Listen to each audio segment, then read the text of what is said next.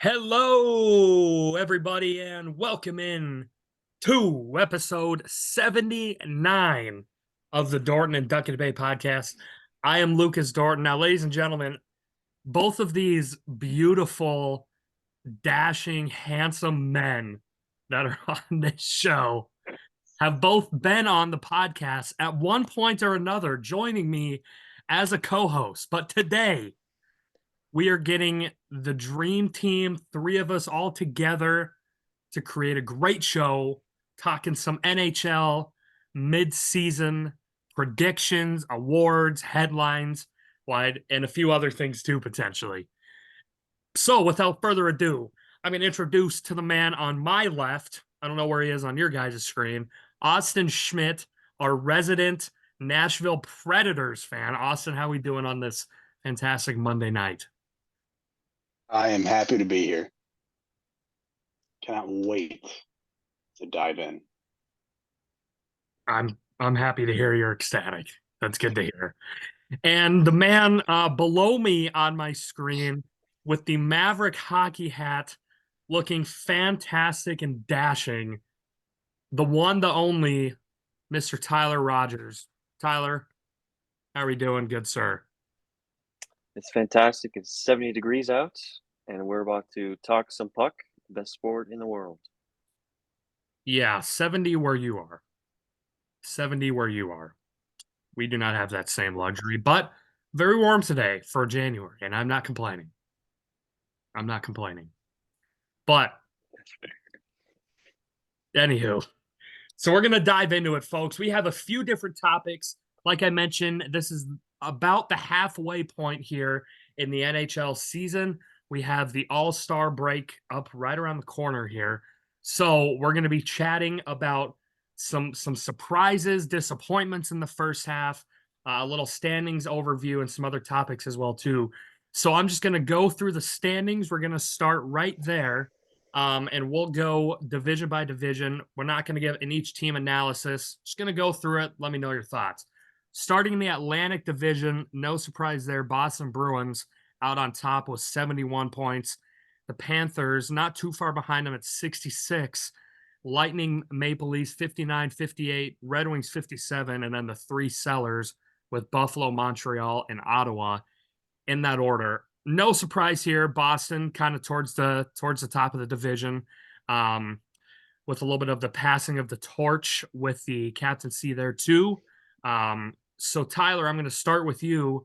Thoughts overall, Atlantic Division wise, maybe Boston more specifically, but what's kind of jumped out to you most from here?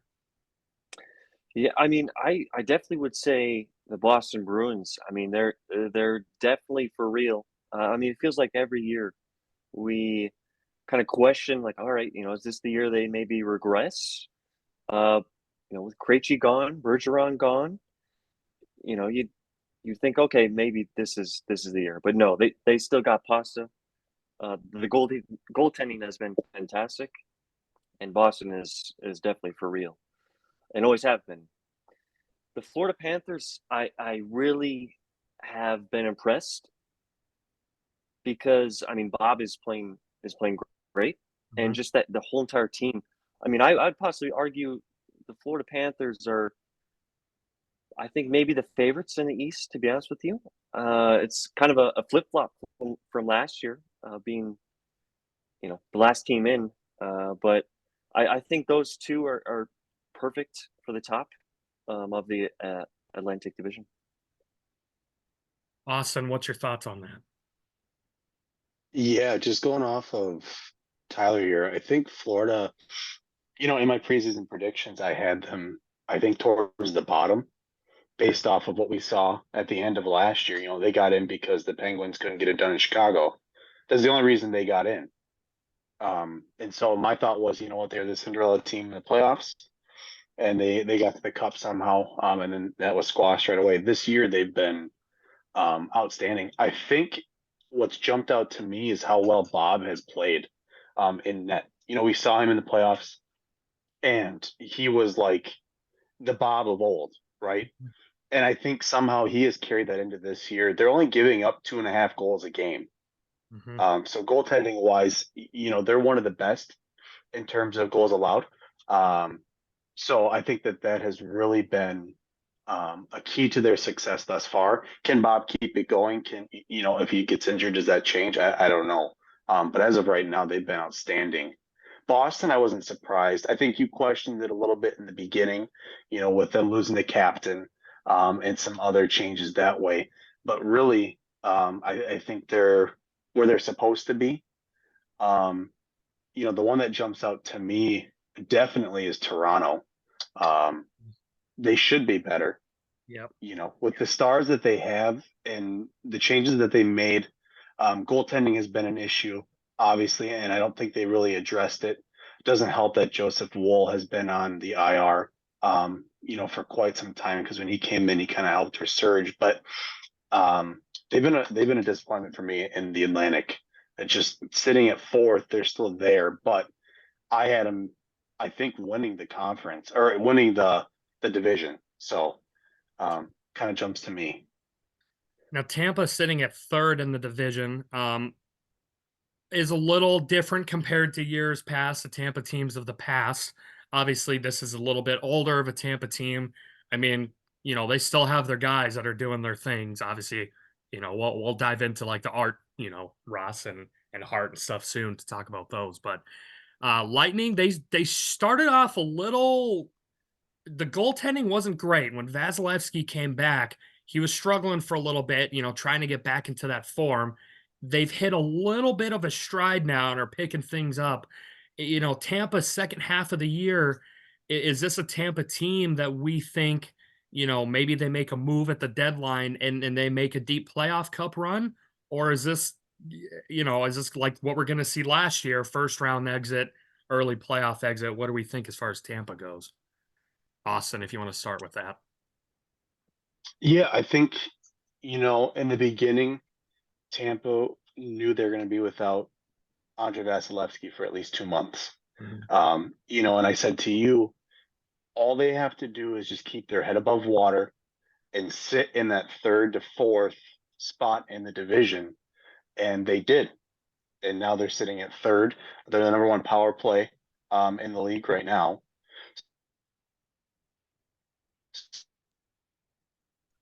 And so they just had the start that we kind of thought, just because they're an older team, but then Andre comes back in and they're right back where they were in the years past. So I've been impressed. Tyler, would you agree with that? You think Tampa is still primed to do something big here?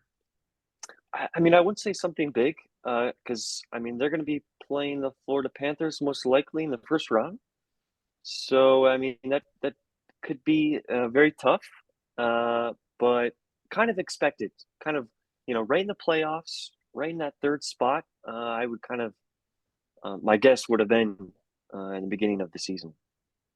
Sure. So we'll dive into the Metropolitan Division now. Moving over there in the Eastern Conference. So right out in front is the New York Rangers with 63 points. Right hot on their trail, Carolina Hurricanes at 61. And then a little bit of a log jam kind of right after that with Philly at 56, Islanders at 52, Penguins, Devils, and Capitals all at 51. And someone's got to be in the bottom, and that would be the Columbus Blue Jackets, sitting at a cool 40 points on the season for the Ohio folk there. So, Tyler, I'm going to start with you. Metropolitan Division, Rangers out in front. Is that kind of what we expected at this point in the year, you think, with Carolina being right there? I wouldn't say, if you were to tell me the Rangers were going to be at first in the beginning of the season, about halfway, I would have told you probably not. I'd definitely say the Hurricanes, but they're 2 points and they have a game in hand. So, that's a good gauge. But this division is very interesting because that Philadelphia Flyers team, that really throws a wrench into the Eastern Conference just in general, because the Penguins, the Devils, and then the Islanders, kind of playoff teams. And I would definitely say the Devils have been one of the biggest disappointments Mm. so far. I agree. Just the expectations and what they did last year. Yep. I mean, they're 6th on the power play this year, 9th in goals for per game. You would think, okay, that's fantastic. Yep. One thing I will cut them some slack on, obviously, is the injuries. I mean, Dougie Hamilton, Siegenthaler, I mean, Jack Hughes. Yep. The injury bug is definitely in New Jersey. Yep. But, I mean, they're also throwing out 19-year-old Simon Nemec and 20-year-old Luke Hughes. So it's kind of a interesting situation in New Jersey. But I will say one stat of concern about New Jersey is they played 44 games, or I should say 47 now. But in 31 of them, they have given up the first goal of the game, and that just cannot happen.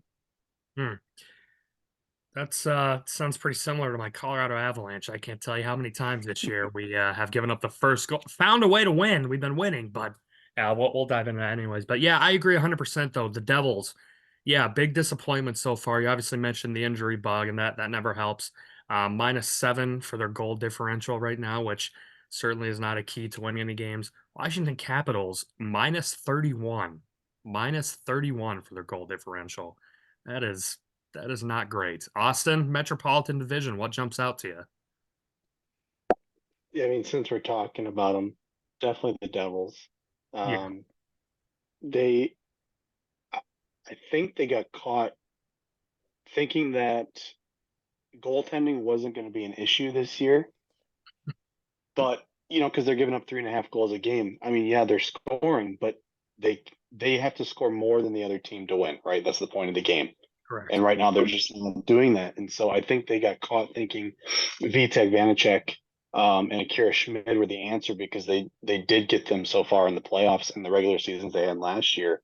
But now I would argue is Vitek a starter for them right now? I'm not sure. I think Nico Dawes is playing a much better game than he is. And not only that, now Akira Schmidt is in the AHL. He had his run. They thought, okay, we're good. And then this year it's kind of blown up in the face. And I think, yeah, injuries have definitely played a part. Losing Dougie Hamilton, your number one defenseman, your voice of reason on the blue line definitely has played an impact. Not having Jack Hughes healthy all year, Timo Meyer was out for a little bit. So just some of those big factors to this team. They haven't all been there. Now it sounds like Jack Hughes is going to come back, hopefully for the All-Star game, allegedly. So, will the second half be different? Maybe, but I think just their goaltending situation right now is not good because you can only do so much. Your goalie has to stop pucks. So, that's an issue for me. I think the Penguins are another one. Listen, I will sit on my soapbox all day and talk about how Dugas as a GM. Listen, sometimes I think my 18-year-old sister probably can make better financial decisions and where he puts his money. But that's another talk for a different time. Tristan Jarry is not the answer. I get it. He has 5 shutouts. He's tied for first. Whoop-de-doo. They're not even in a playoff conversation right now. They're sitting 5th in the Metro. The Islanders and the Flyers are above them. The Islanders are one of the most boring hockey teams to watch, and the Flyers are all under the age of 25, it seems like. So they've got to figure it out. They've got to go after somebody, a trade deadline to boost any shot of getting into the playoffs. Honestly, the Flyers, I kind of said they're a dark horse for the playoffs. Will they stay at third? I don't know. I think the guys are finally starting to respond to Torts. I think the draft or the trade for Jamie Drysdale was what they needed on the blue line, especially if they're going to trade away potentially Sean Walker, who is a defenseman for them. We'll see how that goes. The Rangers, I wouldn't get caught up in the Candyland fantasy that they're in right now. They did this last year. They started off hot. Everybody thought, oh, the Rangers are going to do it this year, and then guess what? They lost in the playoffs to the Devils first round. So, will they stay at number one? I don't think so. I think if Carolina can get Freddie Anderson back at a good time, they'll make the push. They'll win the Metro. So the Rangers, I wouldn't get caught in what they're doing right now. I think it's too good to be true. One other team that I did want to touch on before we move to the Western Conference here is the New York Islanders and Austin. You did kind of briefly mention them. Tyler, I want to start with you. Islanders, that was a team where and you had she said it perfectly, just very boring. Just not a fun team to watch on television at all, ever. Never are. But bringing in Patrick Waugh, former Colorado Avalanche head coach, I think was huge. I think that was huge for that team, and I think that could potentially help out the rest of the season and giving them that excitement. Tyler, what's your thoughts on that? Do you think Patrick Waugh will give the Islanders the juice, the spark to potentially make a pretty good playoff run? Absolutely. And I'm kind of shocked that there wasn't more teams maybe involved of hiring him. Me too. I know, I mean, I guess he wasn't a hot candidate, but definitely a big name. And I think it's fantastic for the New York Islanders. I mean, this division is going to be absolutely crazy and very fun to watch because, I mean, Pittsburgh and New Jersey, the remaining schedule, they're eighth and ninth of Yep. strength of schedule, eighth and ninth hardest. So, and only a few points within each other. So this can get very, very, very interesting these next few months. Mm-hmm. Mm-hmm. Austin, I know I remember when we were talking about the Islanders before the season started, there was a lot of things to be said about them. What's your thoughts on how they have played as of right now? And then the same question for you that I gave Tyler as far as Patrick Waugh. Is that the spark that they need? Yeah, I didn't know Patrick Waugh was even an option for coaching, Yeah. which makes me wonder, was he working quietly behind the scenes with the team in some way as an advisor, whatever, to the fact that because that whole process was so quiet, they fire their coach and then out of thin air, they just Patrick Waugh, now you're the coach. I mean, as a hockey fan, I don't think we had any idea that he was involved with the NHL at all to this point, other than a spectator. And obviously the career he had. But it also proves to me that, Barry Trotz, listen, thank you. Welcome to the Nashville Predators. Barry Trotz is not the issue, obviously. I think that there, some management stuff and guys that they have. I will give them credit. They've been a little more exciting this year offensively, have done probably a little more than years past. So in that way, are they more exciting? Yes, I will give that to them. They're not last in goals scored. It's not every game is a 2-1 game where Sorokin stands on his head and, saves them from a loss. So, and with Sorokin, he hasn't had quite the year that I thought he would. Not bad. I still consider him top 5 goal in the league right now, but I don't think he's at the caliber that he should be at, given where they are in the season. So based off that, where they are in the standings, good on them that they're still in conversation. So they're still boring to watch. They're just a little more exciting than they were last year. They're Yep. scoring a little more. There's a little more going on. Patrick Waugh, I think, could do a lot for him. Every team has a honeymoon phase, right, with their coach where they go on this run. So, the Wild fired Dean Evanson and then brought in John Hines. And they went on to win. It was something like 13 games, or it was quite a stretch. That he came in, he jacked them up in practice. Which Patrick Waugh, I don't know if either of you have seen videos of his first practice. He made the guys He's redo ready. drills Yeah. because they weren't doing it properly, Yeah. and was giving it to him. So I think that this time of year, every team in that situation definitely needs a guy like that. And he comes from a different style of hockey too. So it'll be interesting to see how he puts in his own system. Sure. Which will be interesting. So Absolutely. I was a huge fan of him. Obviously, when he coached Colorado, his time here when he was there, never a dull moment. You don't know if he's going to be breaking down the glass in between the benches or not because he's upset at a coach or whatever it might be. So we'll see how that goes. But huge Patrick Waugh guy. Moving over Western Conference now, we're going to start here in the Central Division. Out on top, my Colorado Avalanche at 67 points, but right behind them, Dallas Stars at 66 and Winnipeg at 65. After that, a pretty steep drop off. St. Louis 54, Preds 53, And then Coyotes, Wild, and Blackhawks at 49, 47, and 30 points. Chicago, 30 points. Not good. Not good. Austin, I'm going to start with you here on this one. Central Division kind of playing out how we probably thought it would to this point. Yeah, I think so. I think, Colorado is where they are, like where I predicted them to be, Mhm. to this point and to finish out the season. Dallas, again, kind of the same. Winnipeg was a little bit more shocking for me, just based off the year that they had last year and kind of the rocky start and with the new coach obviously coming in, um Rick Bonus, it didn't seem to play out the way that they wanted, and now this year everybody's clicking. Connor Hellebuck decided to stay, which I think is huge. He signed an 8-year deal right before the season started. Mark Scheifele, same thing, signed an 8-year deal. These two guys had been rumored to not want to be part of a rebuild or part of a younger generation with this team and didn't want to wait around and want to go get a cup. So the fact that they decided that they want to stay shows that they have a lot of belief in the team. So I think they've been very fun to watch and very competitive, um, for the Central Division. Everything else pretty much where I thought. I'm a little shocked at the Wild, I guess. Um, but again, they've had some issues with coach, obviously fired him and brought in John Hines. So will that turn around for the second half? Probably. Arizona having a little bit better season than years past to this point. Nashville, I know they're my team. I don't know.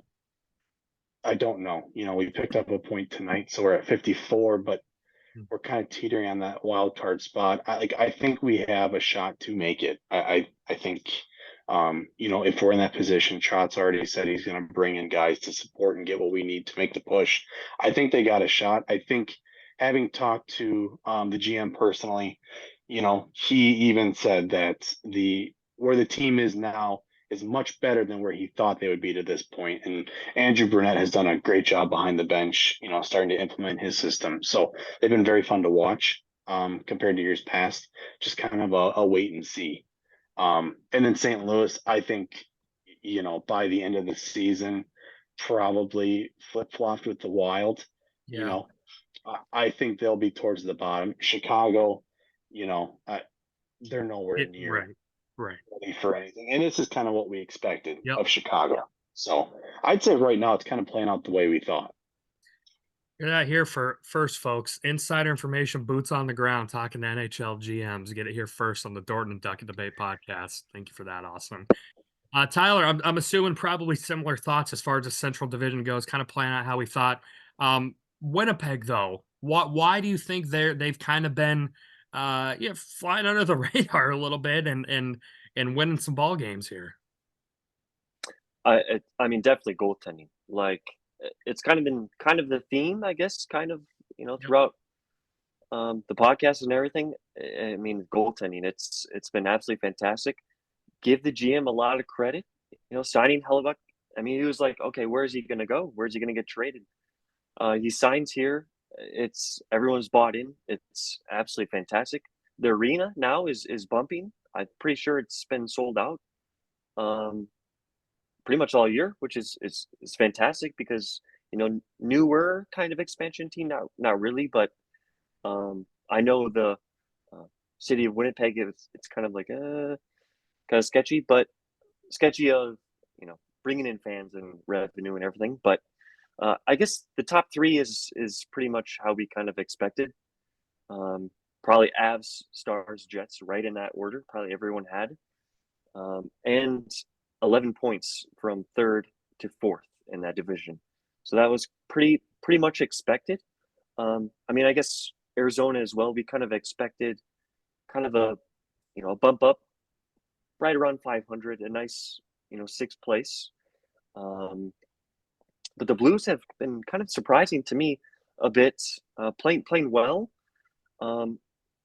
One thing going forward that is in their favor is they have the, let's see, 1, 2, 3, 4, 5. They have the sixth easiest schedule in the second half. So that does bode well with the Blues. And actually kind of these bottom teams in the Central Division, I mean, the Preds, they have the fourth easiest schedule, and the Wild have the fifth remaining schedule. So this division could get pretty tight in the fourth, fifth, I guess, rank per se. But kind of expected. This division is expected. Yeah, I think you guys both, like I said, nail on the head. Central Division has been probably the most correct to what people thought before the season started. We'll see what happens if that holds up for the rest of the year. Pacific Division, last division here. Vancouver out on top with 71 points. They have been having an outstanding season over there in Vancouver. Golden Knights not too far behind them at 64. And then Edmonton, LA, and Seattle at 59, 54, 52. And then the Flames, Ducks, and Sharks with 49, 36, and 30 points at the bottom of the division there for that. Tyler, I'm going to start with you. Just kind of starting Vancouver, top of the division, 71 points. Outstanding start to their season. Is that something that you saw coming before the year started? Most definitely not.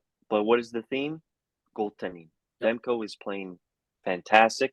The power play in Quinn Hughes is playing fantastic. Everything is going well in Vancouver. And this division, I think, is going to could be the Western Conference pick. I think to send it to the Stanley Cup. Okay. I think. I mean, as much as I love Dallas and the Jets and the Avs, this division is very good. Top four, bottom four. I think we kind of all expected in this division. Mm-hmm. The Kings, Oilers, Knights, Canucks kind of mixed. Probably you could say Canucks at 4, but they've been playing absolutely fantastic. The record at home, 18-4-2. I mean, I think can't beat that. But the bottom four is pretty much expected. Kraken, Flames, Ducks, Sharks. Ducks, Sharks, they have no business competing. But I think a bigger disappointment also you could definitely say the LA Kings. Sure, yeah. Especially as of late, 2-5-3 in their last 10. But I mean, again, the theme, goaltending. Cam Talbot has not been the guy, and it should be interesting what happens at the deadline. Absolutely. Austin, thoughts on that division there? You kind of echo what Tyler said for the most part for most of that. Yeah, I mean, Vancouver has been definitely a surprise. I think they've had the potential just in years past that just they're so streaky. But like you look at it this year, they are second in goals for, scoring at 3.8 a game, only giving up 2.5. So like Tyler said, goaltending. Demko tied for shutouts. He's top 10 for save percentage and goals allowed. So I think that definitely plays a part when you have 3 key pieces on your team that are top 10 in points. Brock Besser having an amazing year. I think he's having the year finally that we all thought he should. Obviously, the last 2 years have been very hard for him, but with his dad getting sick and then his dad passing away, I think mentally just was not here for the last 2 years. And I think we all saw that. There were trade talks of getting him out. They need somebody else. He's not living at the potential that he had. I think now he's finally doing it. Now, he obviously will have to replicate it. Will he replicate it at the speed that he's going now? I'm not sure. But he's finally having a year in that secondary scoring that they need. Vegas, pretty much where we thought. Honestly, I thought they'd be in first. They've kind of hit a rut. Aiden Hill being out for I think it was like 2 months as a goaltender, which has been the conversation. Definitely did not help because then Logan Thompson got hurt there as well. So they kind of went through this phase of not really having their number 1 or true number 2 goalie. But now they're back. So, once they get Jack Eichel back, will this team turn around and make a push probably? Edmonton, I think they definitely had, the haze over our eyes because when they started the season the way that they did, I'm like, this team's dead. They're dead. They aren't going to do anything. And it's disappointing because they have Connor McDavid, Leon Draisaitl, right? So they should be doing more. Finally, kicked it into high gear. They're now what, 16 in a row, I think, which is the second longest streak in NHL history for a win streak. It is, I believe, if I'm correct on that. So they're finally clicking. We'll talk about it later. I'm concerned about their goaltending. Stuart Skinner finally figured it out. He's something like 23 wins now, whatever. Backups, Calvin Pickard. You can't take him into the playoffs as your backup. Jack Campbell can't even start in the AHL right now, so there's concern there. The Kings, definitely a disappointment. I disagree with Tyler. I don't think Talbot is the problem. If you look at his stats, he's given up 2.59 goals allowed, 911 save percentage. He's actually having a pretty decent year. Like that's numbers back when he was 1A, 1B in Minnesota. So I don't think he's the issue. I think defensively they've gotten a little thin. Second and third line. Once you get past Mikey Anderson and Drew Doughty, the defense is kind of, and they have Vladislav Gravikov, but other than that, they don't really have anybody back on the blue line. Offensively, they're struggling because Pierre-Luc Dubois has not done what they thought he would do. Are we shocked? Boy. No. Right. He's had issues since he basically left Columbus. Yeah. And even his last year in Columbus, him and Torts didn't get along. So there were issues there. Victor Arvidsson being out this year has not helped. He was a key piece in their scoring last year. Fiala has been really quiet, I feel like. As far as scoring goes, sure, he's getting points on the board, maybe, but scoring wise, not the factor they thought. Adrian Kempe needs to kick it up a little bit. I think just once you get past, top line defense and top six in the offense, it's kind of like, well, where else is the scoring going to come? Because if you watch the games, it's defensively where they just kind of crap the bed. They cannot hold a lead. And that's been a problem for them because I think they've blown quite a few leads even this month, which isn't uncommon in the NHL this year. But I don't think Talbot's the issue. I think it's the defense as a whole. Obviously, bottom six for the Kings in terms of scoring.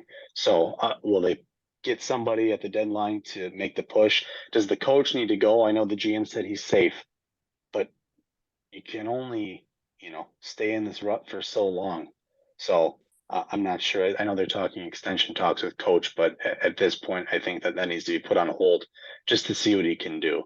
Otherwise, I think, the bottom four, kind of what we expected. Seattle having a slower season than I thought compared to what they did last year. In my opinion, the San Jose Sharks should be regulated and kicked out of the league. So I think if there is an expansion team that comes along, we just kick out San Jose. We don't need them anyways. We throw that team right in there in their place because they can't do anything. Yeah.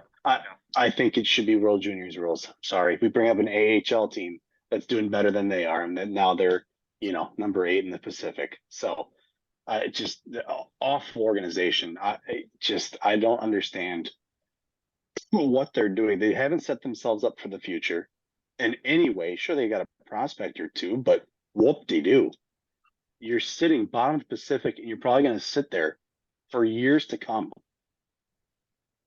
So it's just disappointing because those games are never fun. At one point, they played games back to back and gave up like close to 10 goals each game. So is that a hockey team? I don't think so. It sounds like a scrimmage and the Sharks didn't show up. So that's my piece on the San Jose Sharks. You haven't thought about it at all, though. No, it's so frustrating. And like it's different because like the Ducks have a future. They have set themselves up in the long term. Right. So potentially they're young. The Sharks are a mix and they don't know what they're doing on the ice. Like it's just frustrating to watch. And for the sport as a whole, it's just like it's embarrassing, really. I'm Gary Bettman, I'm groaning when I have to sit there at night and now watch the last game of the night, and it's the San Jose Sharks getting bent over by whoever came to town. Mm-hmm. Yeah. That's my Um, piece on the San yeah. Jose Sharks. No. And Yep. and to go back to the top of this division, this could get very interesting because Vancouver, they have the sixth hardest schedule in the second half. They Okay. play the Bruins twice, the Jets 3 times, the Avs twice, Stars, Oilers once, and the Knights 3 times. Oh, wow. Wow. I think the three teams that are the top three right now will be the top three at the end of the year. I do think it'll be Vegas or Edmonton at 1.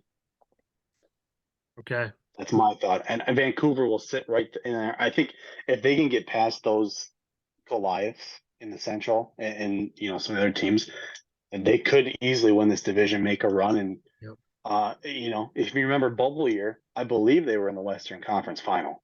Yep. So it wasn't too long ago that they were there, and they could easily do it again with this team. Again, it centered around Demko that year. Demko is finally having a great year this year. So, is this going to be a repeat of last? I'm not sure. Mm-hmm.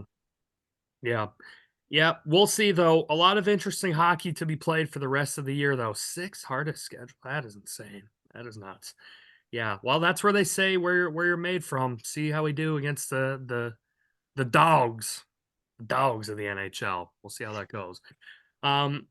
What are some other surprises, disappointments, maybe that we didn't touch on, didn't mention so far here in the first half? Tyler, what'd we miss as far as I that goes? think we covered pretty much everything. I mean, I just want to say it again.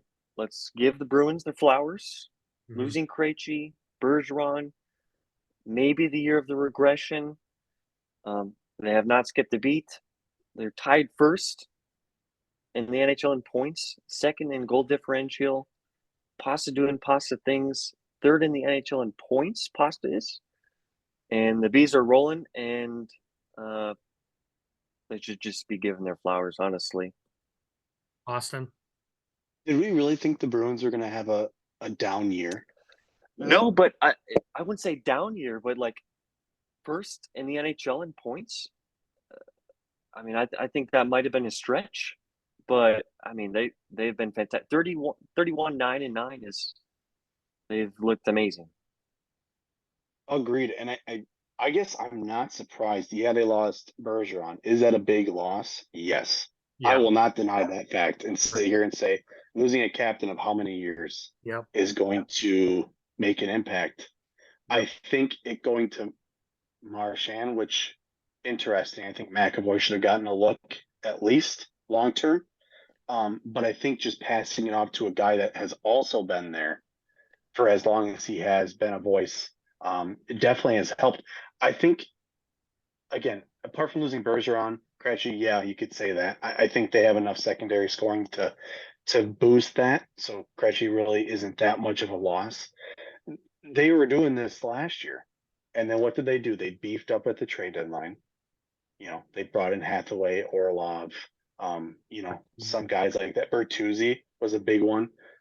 It didn't matter come first round of the playoffs. No, unfortunately for them. But they were like this last year. And I think, again, it's going to go around to goaltending. Is Allmark having the season he did last year? No, but he's still playing phenomenal. Jeremy Swayman, another year in the league. Yeah. Getting more experience playing with Allmark, I think, has been huge for him and what he's learned. But also defensively, what they've done in front, I think that has played a huge part. And they're finding that scoring. Obviously, having a guy like Pasta, he's a for sure goal when he is on the ice at some point during the game. And power play, don't even get me started. We'll sit there and watch. Pasta will go to his spot, right in the circle, left-hand side of the ice, sit there and wait for the pass, boom, in. Almost a for sure to this point. So I think Boston is right where, at least I thought they would be, maybe not first in scoring, but definitely top 3, I thought. So I've definitely been impressed. I think that they haven't lost a beat, and now I think they're hungrier than they were last year, given what happened in the first round of playoffs. Absolutely. I guess keeping it in this conference, if you were to tell me about halfway through the season the Devils and the Capitals would have the same amount of points, I would have told Yeah. you are absolutely crazy. Yep. But again, kind of the story of everything, it comes down to one thing in New Jersey. These next few weeks will be very interesting, and it's goaltending. Yep. Fourth worst in the NHL in goals against per game. Yep. Oh, really quick, I want to get on my soapbox for one more second. Please. The Ottawa Senators. When I tell you my biggest disappointment this season, Yeah.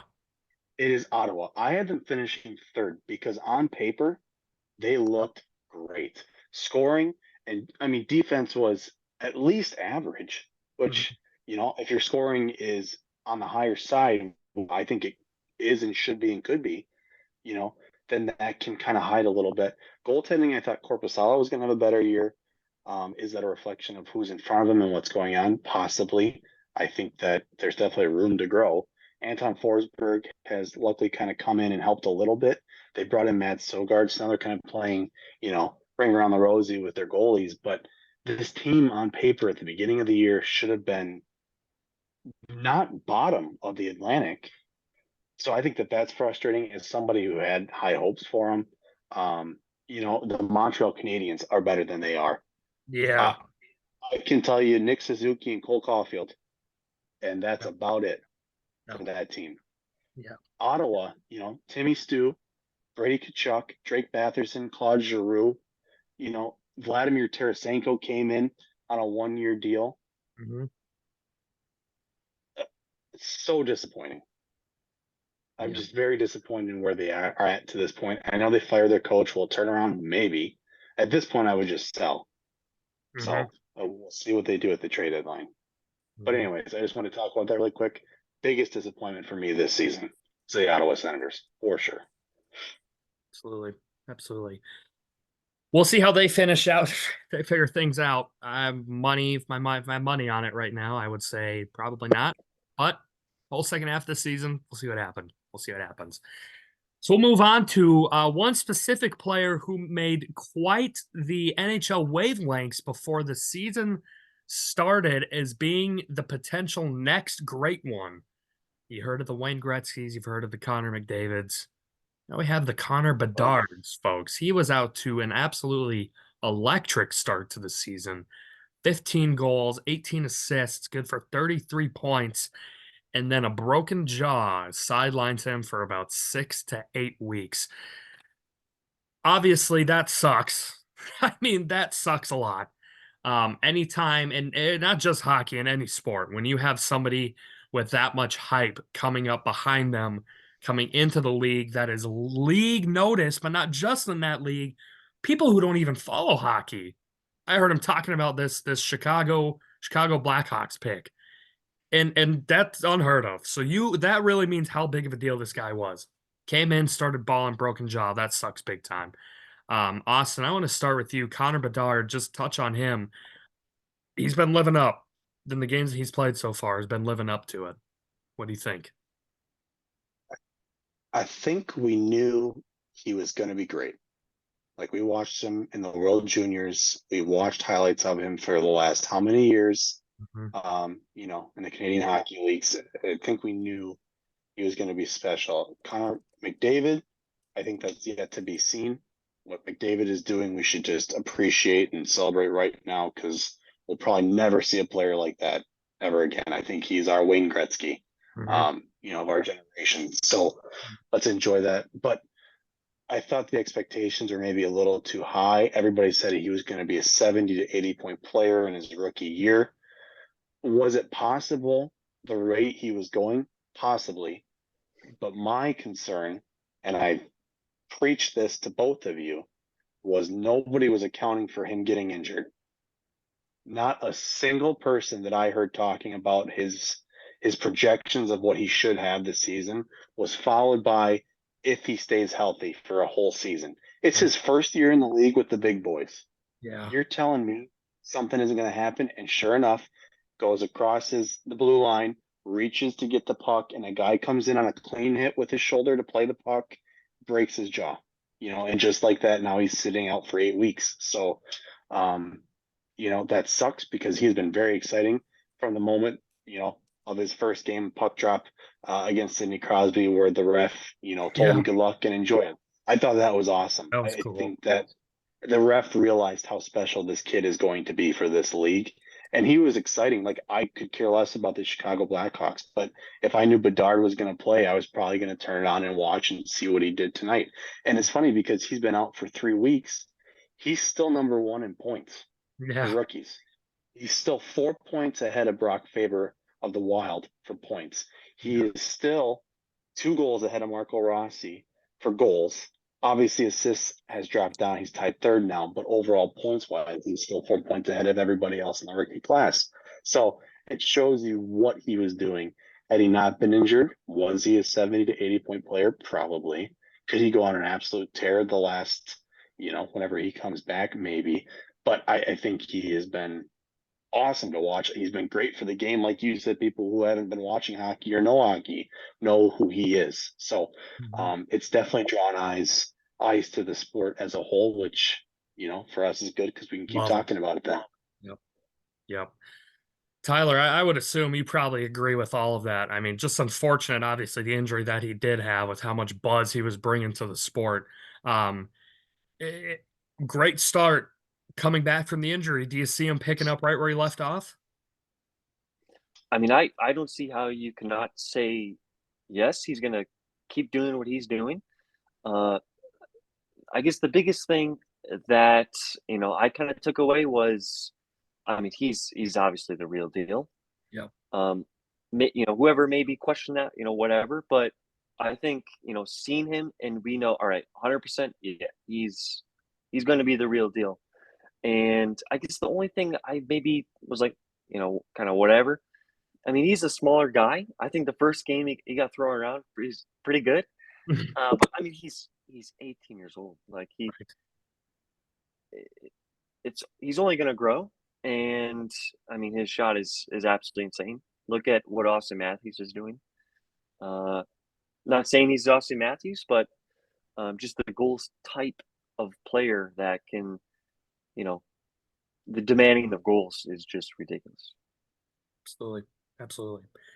I think, like I said, it's been great to watch him so far in the time that he has played. I think it would be for lesser people, which just is probably about most anyone else that comes into professional sports with that level of hype.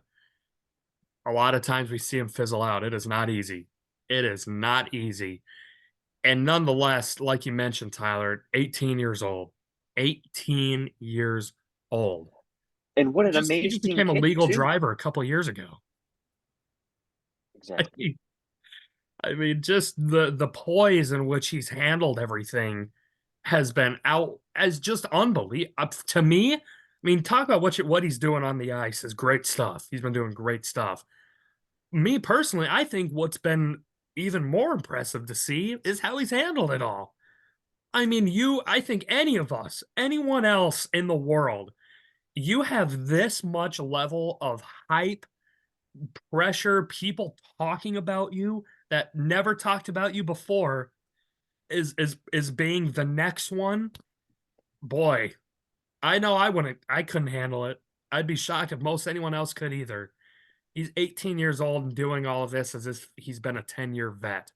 I mean, that's And just he's so humble about it. Like, so humble. if you think about it, him and his family, I think the story came out with the interview of the coach. The parents reached out and said, we're looking at apartments for Connor. Is it going to be a problem if he is in the same, apartment complex as you, whatever? And on top of that, the coach was like, yeah, it's fine. Go ahead. We'll get it done. I'll get it set up and you'll sign the papers, whatever. And then the parents go, well, we're not going to, not do anything yet because we want to see if he makes the team. And the coach goes, yeah, I think he'll be okay. Good. So, Yeah. Yeah, I'd say that's pretty good. I'd say that's good. But not only that, then you think about his first game, he's getting thrown to Pittsburgh media. His next game, he goes to Toronto.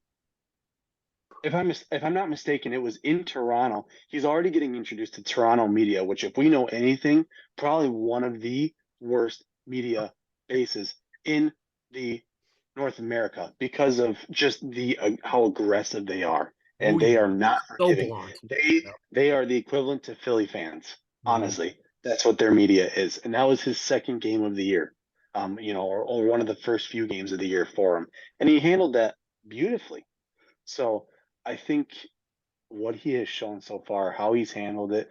Nick Foligno came out in an interview and said during the summer, Nick Foligno was on the Bruins last year. Okay, so obviously he had that whole bout with the Bruins in the first round, whatever. He reaches out and texts Connor, just saying congrats, welcome to the team. We're happy to have you here in Chicago, blah blah blah. Bedard's following question was, what made the Bruins so great last year, and what can I do to be a piece like Wow. that? Nick Foligno said he was sitting in like a beach chair or out on the beach or something, and was like, "Oh, I didn't think we were going to have this serious of a conversation within just a day of texting each other. Never officially met, and that's one of the first questions he asks them. So I think it just shows the drive that this kid has. I think he's gonna be awesome. It's unfortunate he's in Chicago right now with the way that they are, but you look at their future. I think the way that they're starting to just line up the prospects and Right. the picks and what they can do, surrounding him with veterans to begin. Obviously, he's hurt. None of the veterans are playing because they're all hurt. But just the idea of surrounding him in that, not bubble per se, but just all of that knowledge and wisdom right away was genius by Kyle Davidson, the GM. I think that he couldn't have probably played that any better. Obviously, not working out the way you wanted, but the guys are still there in the locker room. He's still learning. You know, a week after his surgery, he was already on the ice practicing by himself. So you can't keep the kid away. Wants it. Yep. Yep. Absolutely. I'm very excited to see how the rest of this guy's career ends out. I mean, he's doing this right now at 18 years old, 10 years from now when he's 28, 10 years, 28, not even 30 yet. I'm just very ecstatic to see hopefully that his career goes how we think it will. Tyler, you have more to say there? Yeah, like him, this is fantastic. But like the game, it's gonna be amazing. There's been never more skill in the game, and never been more of an opportunity to get into the NHL than now. There Absolutely. is so many young guys Mhm. on pretty much almost every team, and it's fantastic. Mhm. The skill and everything is unbelievable, and he's just icing on the cake. Yeah. You I'm very glad you said that because I agree 100%. I have friends and stuff that don't know too much about hockey, aren't into it as much, and I pretty much tell them exactly what you said just now. If there is any time to start watching it, it's now. It's now. You not only will you're getting the tail end of the guys that you maybe have heard of, the Ovechkins, the Crosbys of the world, but you're getting the new generations of the Quinn Hughes, the Connor Bedards, the Cale Makars, the list goes on and on there. So just is a very fun time to be a hockey fan, and hopefully this guy eventually, maybe one day, he becomes the new face of hockey. Obviously McDavid has hopefully many, many, many more years left in the tank of being that guy. But when the passing of the torch comes, maybe Bedard's that guy. Maybe he's that guy. We'll just have to see what happens. But great start so far. Obviously, wish him the best in his recoveries. Hopefully, he comes back even stronger with that too. Um, so we're going to bounce back a little bit to some division talk, but this is more so not every team, but we're going to be talking a little bit of trade deadline, obviously coming up in about a month and a half ish away. But obviously, as we get closer to the playoffs, this is where we find out who's the pretenders and who's the contenders, as they say. Um, so trade deadline is March 8th at 3 p.m. Eastern on that as well too. Flyers kind of started things going with sending their prospect, good old Cutter, and that good old that was a situation to talk about for sure. Um, I guess, you know, right while we're talking about it, might as well just dive into it right now. Tyler, I want you to start us off here. What was your thoughts on that whole situation with Philadelphia? Yeah, it was a unique situation just because, there's a whole bunch of different, stories and headlines and everything. And, you don't really know much about the facts and everything. I mean, end of the day, you are, one person. And, if maybe he didn't want to play in Philadelphia, or I can't remember how he phrased it, but definitely wasn't that. But, I mean, I don't know. It's very tough. Yes, it's like you got on one hand you're like, okay, you're 18 years old, like go get your name out there, blah blah. You shouldn't be, having to pick, where you play and everything, and oh, you're stuck up, all this. But like on the other hand, you're kind of like, well, it's his life. He can kind of do whatever he wants. He doesn't really have to play with this team or kind of whatever. So it's definitely a unique situation. I mean, I think he handled it for the most part, all right, of him coming out and kind of saying, different statements and such. But definitely not the best look. And I will definitely be looking forward to when he plays in Philadelphia. Yes, that will be Philadelphia sports, just an unreal dog. So him coming back, that will be certainly something to keep an eye on. Austin, what was your thoughts? What was your takeaways from that whole situation?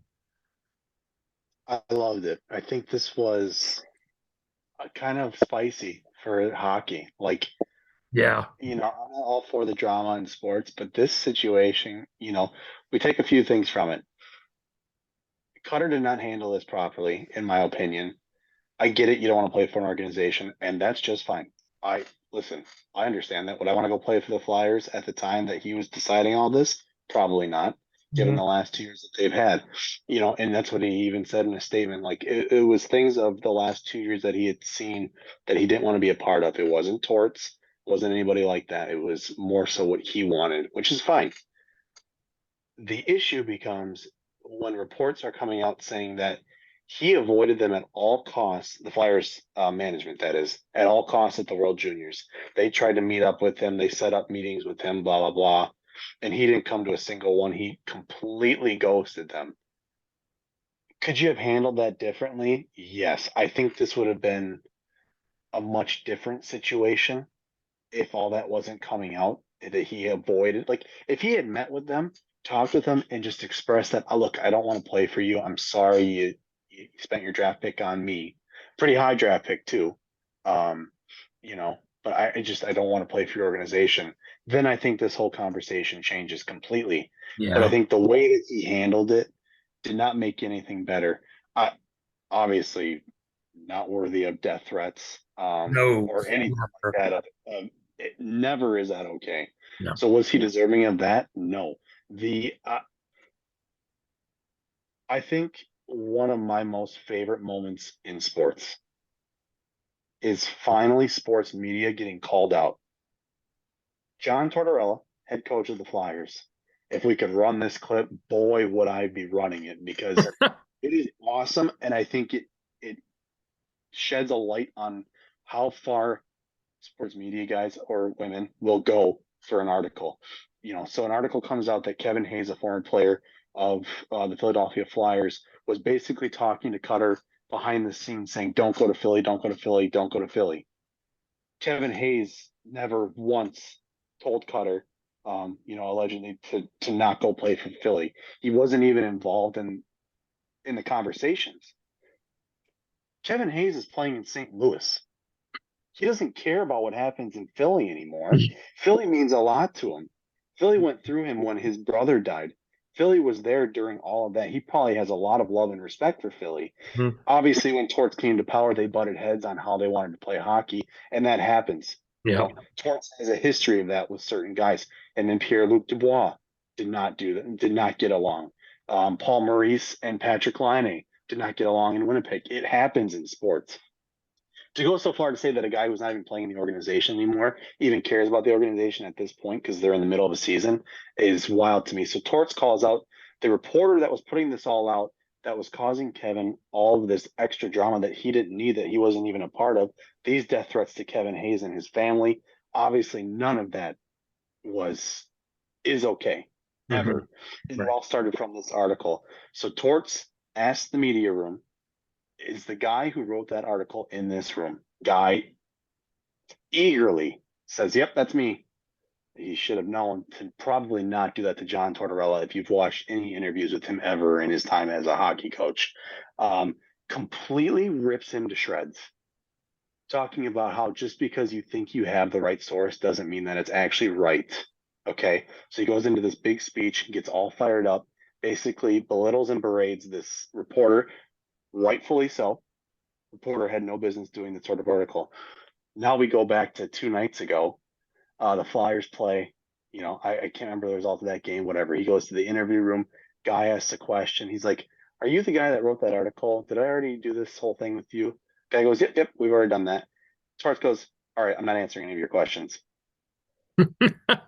So I think this situation definitely helped shed light on that. I think that was one of the coolest moments I've seen, because it's not very often that a coach is just going to absolutely, do that to somebody when there was no precedent behind it. So, to go back to the main thing here, I think the Flyers got a great deal in Jamie Drysdale, who had a lot of potential in Anaheim, was basically just sitting out waiting for a contract because he wanted to play in Anaheim. Anaheim said, no, we want Cutter. You go to Philly. I mean, he's done well in Philly. So I think both sides won the situation. Was it handled the best by Cutter? No. Did it warrant things that happened after it? No. But I think that this should be, something you show the younger guys coming into the league. Okay, maybe here's how we don't handle this situation when you don't want to play for a team. Yeah. That's my 2 cents on it. Yep. Very interesting situation. Like you mentioned, you don't see this happen too oftentimes in sports, especially in hockey. That's not a very common thing. To see it all kind of aired out in the way that it was too was also very different from what we've been used to as far as the hockey realm goes. So we'll see how this finishes out. We'll see how Cutter's career goes for moving on, and like you mentioned, they got a great player too from Anaheim in it as well. So good on them. But we'll dive into some other teams here, some potential buyers, potential sellers. Austin, I'll start with you on this one. Who at the top of your list are your go-to buyers, go-to sellers? What stands out to you most so far at this point? It's tricky because the teams that need to be buyers are also the teams that are kind of up against the cap. Edmonton is my number one team that needs to be a buyer. The issue becomes they have hardly any cap space to work with. Projected cap space right now is 880,000. Right now they have about 2 million to work with, but it's kind of dicey because 2 million isn't a lot for guys that you need. Like, they need a goaltender besides Stuart Skinner. You cannot ride Skinner the entire playoffs every single game. Calvin Pickard, not the answer. He's been in the league for how long? And we're just hearing about him as a backup, now relevant, and how long? So Jack Campbell, they spent 5 million on, and now he's playing backup in the AHL. Yep. So that's a concern because you are paying a guy a couple million to go down there and not even play that well. So they need to go out and get a guy, like, in my opinion, I think John Gibson in Anaheim should be a look for them as a goaltender. The issue is that his cap hit is much larger than they have space for, or that I thought. John Gibson's getting a little over 6 million in Anaheim. I did not know that. He's one of the top. He's towards the top of the list. I think it's him and like Jacob Markstrom are towards the top in terms of goaltenders getting paid right now.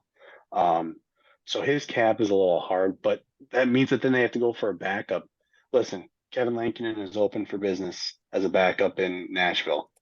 The issue is he's also a $2 million cap hit. So, what does that do for Edmonton? Not a whole lot, because they don't have any space to work with. Their GM has set them up for failure because they have nothing to work with. So they're gonna have to do some major moving around to buy at the deadline. They can't go in with this squad. I know they're on the route that they are now, but it's not going to be like that for the whole season. So to me, they're number one. I think Tampa needs to beef up their bottom six forwards a little bit. They're not bad, but just if they're going to make a push for the playoffs, and we know them in the playoffs, apart from last year, made quite a run, back-to-back Stanley Cups appearances, obviously won back-to-back cups. So they are a playoff team for sure. A little older, so it'd be nice to get some better secondary scoring, some fresh legs.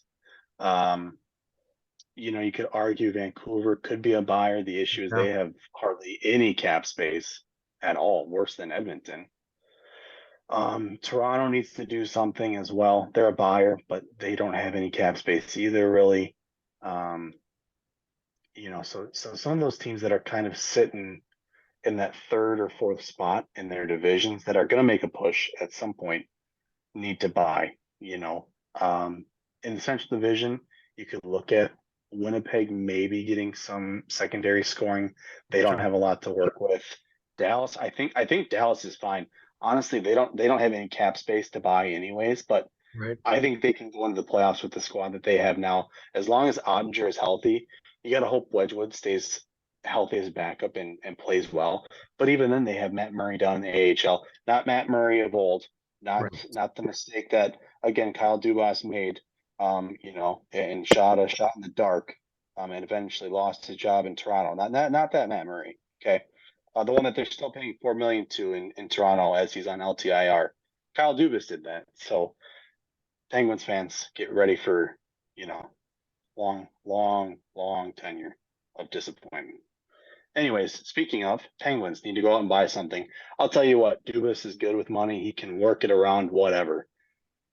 Obviously, his record would show that he has nothing to show for it, and he lost a job. So is that good? I don't know. You tell me.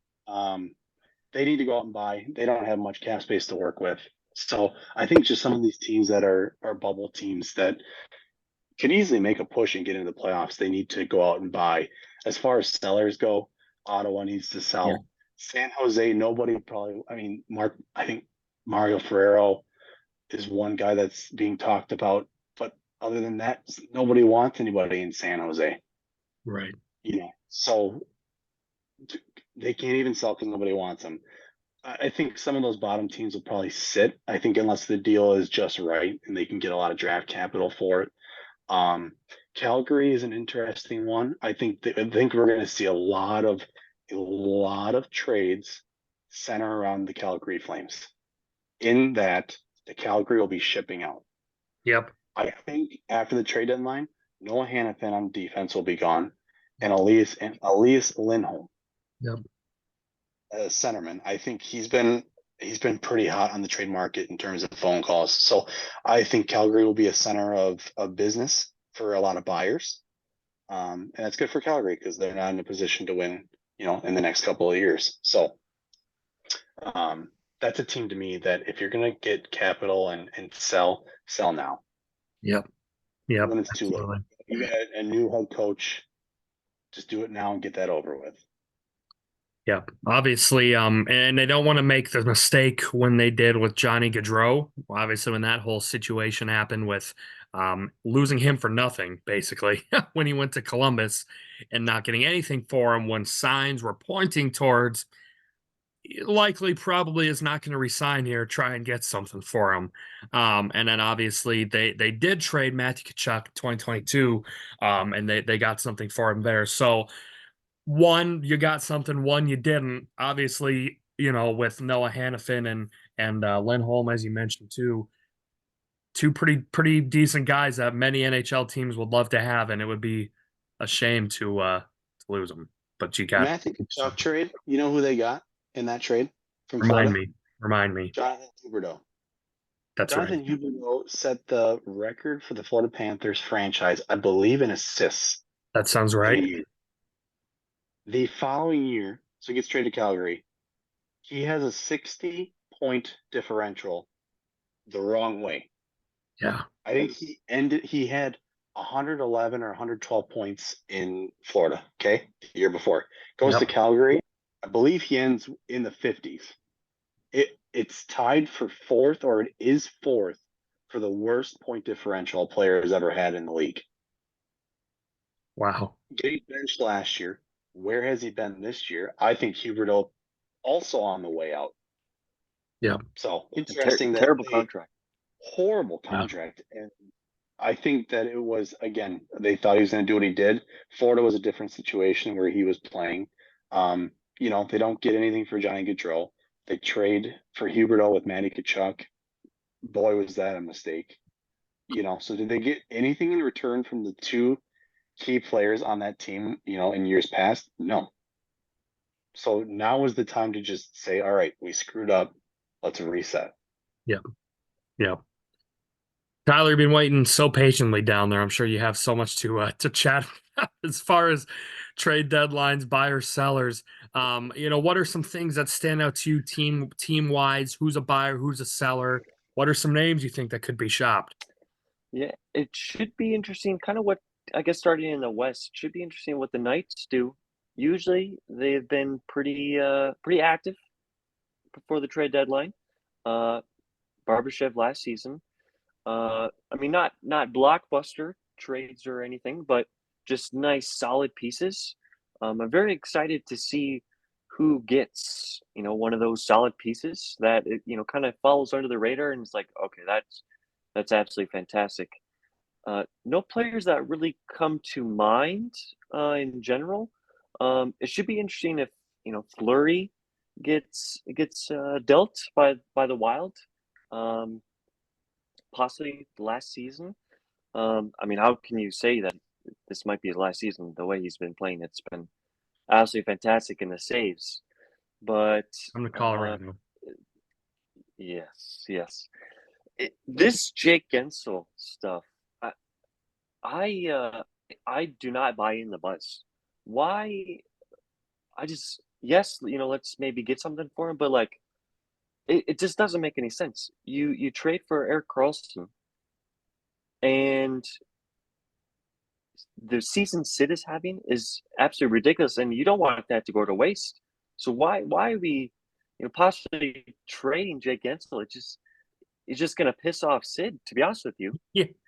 And by that time, the window, they probably got a 2 to 3 window. That's when Sid, his contract up, and who knows if he's going to, maybe resign. Probably not. Probably just retire. But this Jake Gensel stuff, I just am not buying in.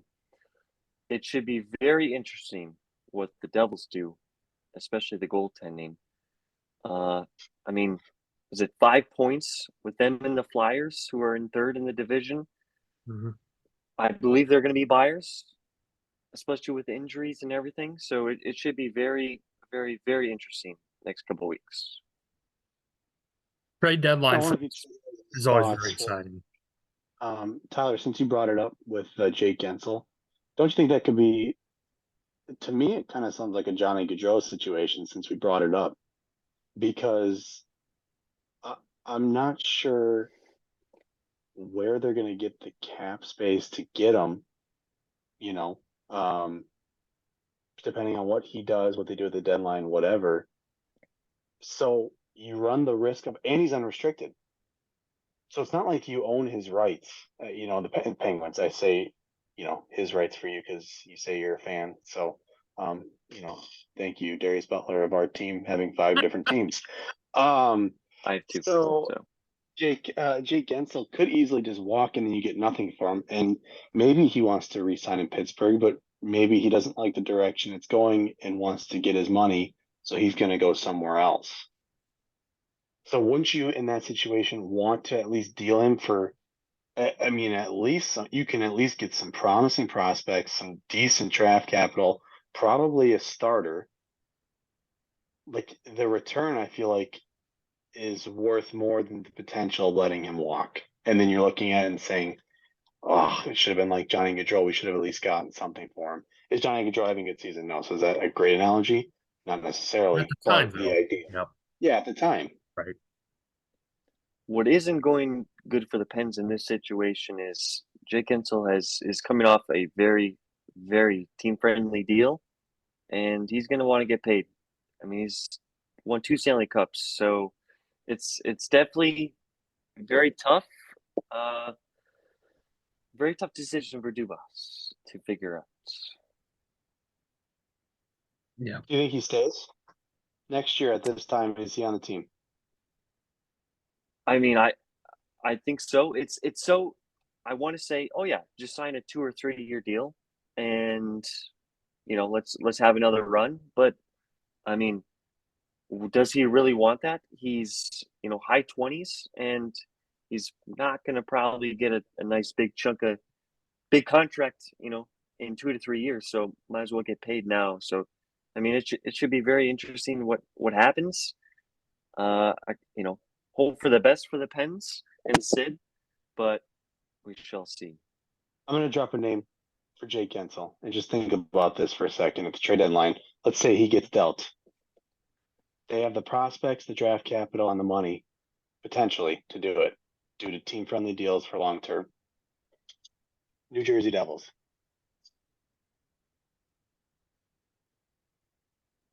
We're like Dubas, or excuse me, No. Gensel? Yep. Trade deadline. Oh, he goes to. I think New Jersey Devils could be in play. They have the capital, the prospects, and the money to do it. And that's exactly what they need. They could be the favorite in the East almost after that trade. Oh yeah. Because now if Timo Meier falls or Jesper Bratt gets hurt, guess what? Yeah. Or Toffoli gets hurt, you got Gensel now, and he's he may not even be on your top line. Like, to me, that's crazy to think about. So I just thought about it. New Jersey may not be out of the question for him. I would definitely shake things up, but I think the Pens. I think they're going to re-sign him, and we'll all sing "Kumbaya." Okay. We'll revisit this. We'll revisit this moment. Like I mentioned, though, trade deadline, things will heat up. Like we mentioned, we're a few weeks out yet from things really, the hot stove really getting hot, as they say. But keep a close eye on that. See what happens. See if any new Cutter type situations come out. Teams wanting to get traded and handling in that manner too. But a couple more topics. Next thing we want to move to here is some award predictions and kind of updates in this moment. Now, for those of you who maybe aren't as familiar with hockey, there are many awards. They have many, many, many different awards for many different things. We are not going to talk about all of those awards. We're going to kind of talk about the big three. And what is that, you may be asking? Well, we're going to talk about the Hart, the Norris, and the Vezina. The Hart, essentially the MVP. Who's the best player in the league? Who's the MVP? The Norris Award, who is the best defenseman in the league as far as points go, usually is how they go forward with that. And then the Vezina, who is the best goaltender? Who's the best goaltender in the league for that right now? So, starting off with the aforementioned Hart Award. Points-wise right now, it's kind of a two-dog race. Nikita Kucherov from Tampa Bay Lightning and Nathan MacKinnon from the Colorado Avalanche with, at this moment in time, 85 and 84 points, respectively. Kucherov, 32 goals, 53 assists. MacKinnon, 31 goals, 53 assists. Tyler, let's start with you on this one. Two-dog race for Hart. Do you think one of these two guys finishes at the top when the season ends? And if so, who do you see finishing there? Ooh, very, very good question. I do think it's the top two for sure of the first half. I think it'll depend if McDavid just takes that next level, and for whatever somehow they get first in the Pacific. I think you gotta give it to McDavid. But right now, McKinnon is a favorite, odds-on favorite. But if I were to have a vote, my vote would 10 out of 10 be Nikita Kucherov. If this team did not have Nikita Kucherov, I do not think they would be in the playoffs right now, and they'd be in the pit for that wild card spot. He leads the league in points, fourth in goals, tied for first in assists. I mean, he does it all, and he, I think, is the MVP. Austin? I mean, on top of that, I think last I checked, Kucherov is first in power play points. At one point, he was tied first in power play assists. Like, the guy is probably the quietest 85 points to this point. Yep. I think the conversation whenever you turn on NHL Network, yeah, they touch on him, right? Because you have to. I mean, 85 points at halfway. I mean, that's McDavid and Draisaitl numbers. And no discredit to what McKinnon is doing. I think Tyler's right. Like, if you take McKinnon off of the Avs, are they a different team? Yes, I will never deny that. I think McKinnon has such an impact. Are they still probably in the top 3 of the Central? Probably. Tampa without Kucherov, probably bottom 3 of that division. I think he's such a vital piece. And now that he's fully healthy, like you think about it, the last couple of years, he had the one hip and then the other hip, and it was kind of injury after injury. And now he's healthy and he's back to what he was doing prior to all that, So, we saw how vital he was in those 2 cups that they won.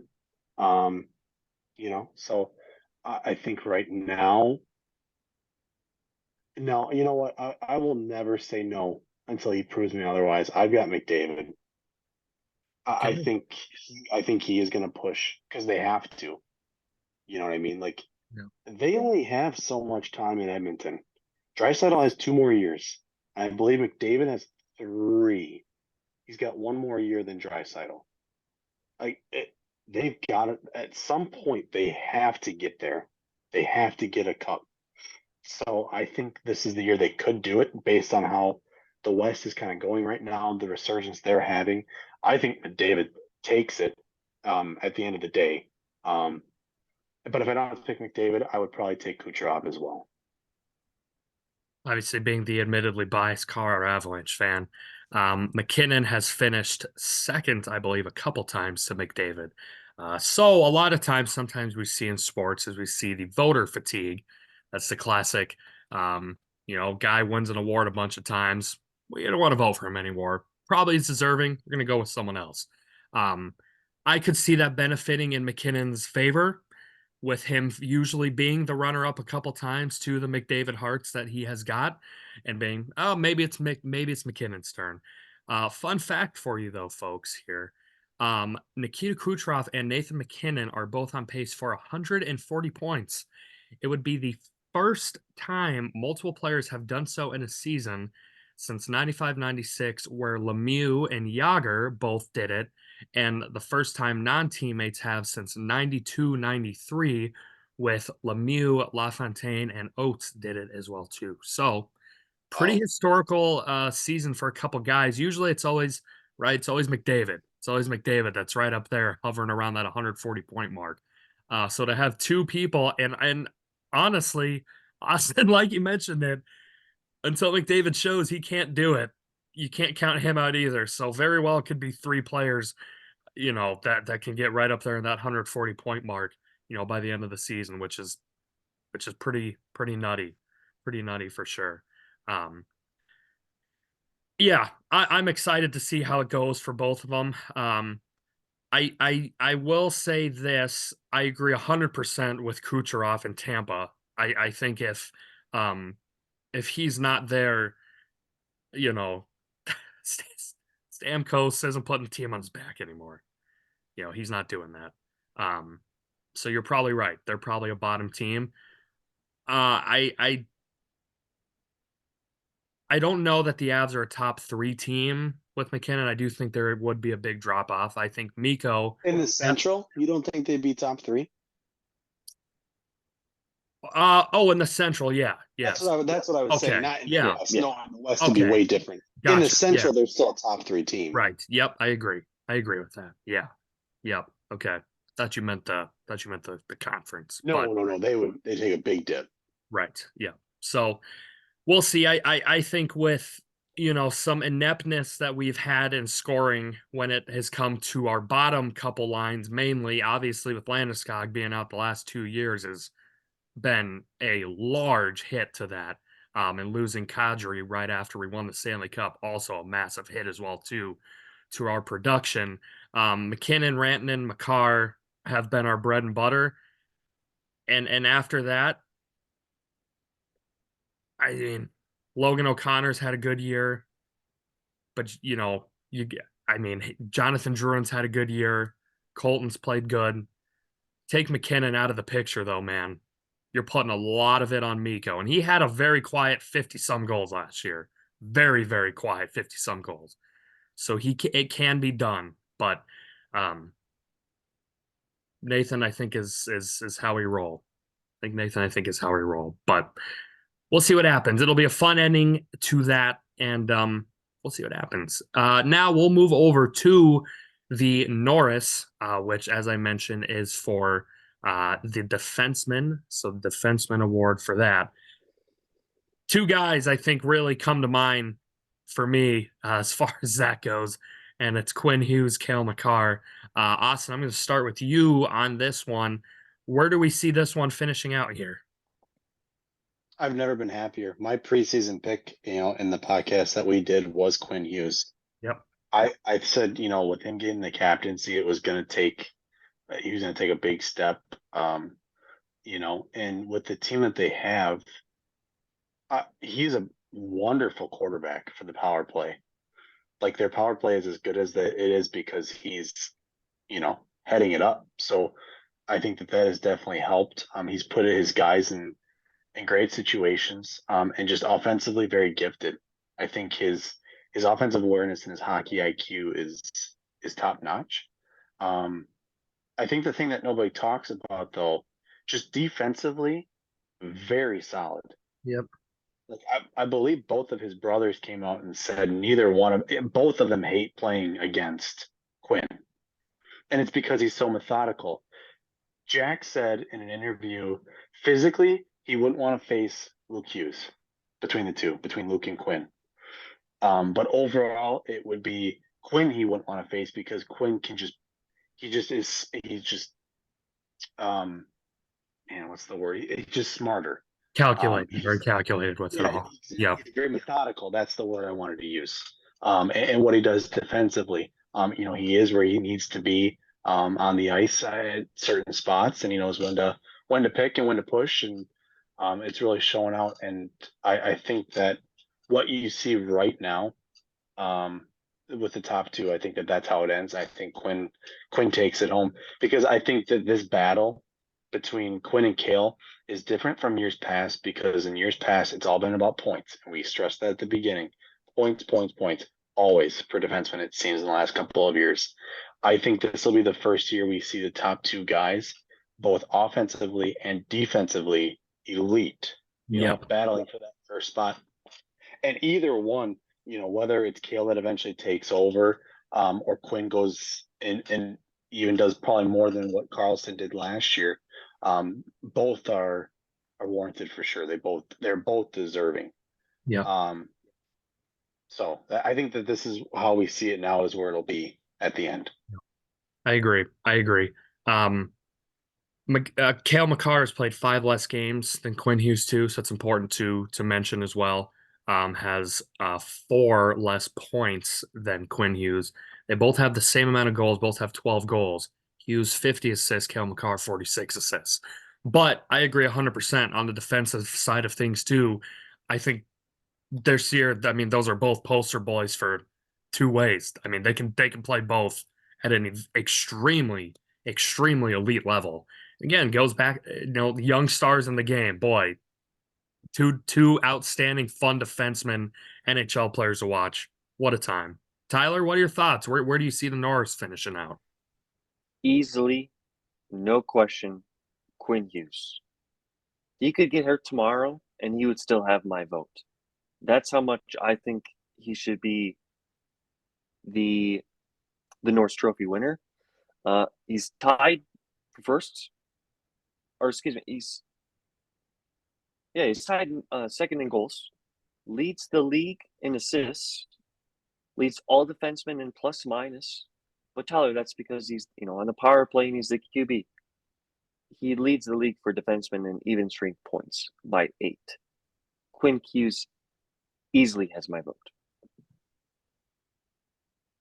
There we go. Quick and easy and to the point. One guy I did want to bring out too, obviously he's not going to win the award, but Noah Dobson having a very good year for the Islanders, having a very good year for them. Sitting right behind them as far as points go, but obviously he is not going to win it. 6 goals, 46 assists, having a very solid year for New York. But I think we all agree this is going to be Hughes or Makar, one or the other. Can't go wrong with either. So I would certainly love to see how that finishes out. And then we're going to go to the Vezina. Tyler, I'm going to start with you on this one. Vezina, who do we see finishing at the top? Now, I guess it kind of comes down to what stats do you value more from a goaltender? You talk to some people, it's wins. Talk to some people, it's save percentage. Most people would probably do a little bit of both. But if you have a vote for the Vezina, Tyler, where do you give your vote to for this one?